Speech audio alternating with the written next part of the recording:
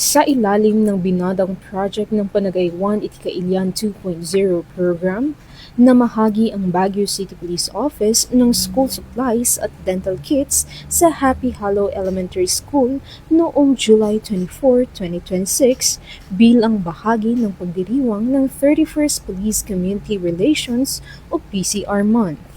Nakatanggap ng tulong ang mga piling mag-aaral mula grade 1 hanggang grade 3 na kabilang sa mga pamilyang nangangailangan ng suporta. Nagkaloob din ang BCPO ng isang megaphone upang makatulong sa komunikasyon at emergency preparedness ng paaralan.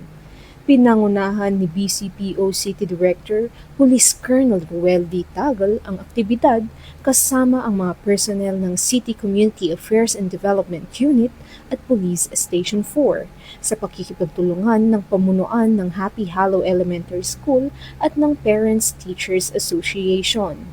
Sa kanyang mensahe, binigyang diin ni Police Colonel Tagal na ang mga pulis ay hindi dapat katakutan ng mga bata kundi maging mga taong maaasahan at malalapitan sa oras ng pangangailangan.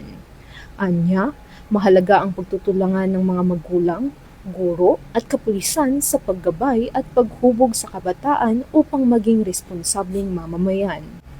Nagpasalamat naman ang pamunuan ng paaralan sa patuloy na suporta ng Baguio City Police Office at kinilala ang programa bilang malaking tulong sa mga mag-aaral at kanilang mga pamilya. Ayon sa Baguio City Police Office, sa pamamagitan ng binadang project ng PIK 2.0 program, patuloy nitong isinusulong ang mga inisyatibong nagpapakita ng malasakit, nagpapalakas sa ugnayan ng pulisya at komunidad, at nagbibigay ng pag-asa at mas magandang kinabukasan para sa kabataan.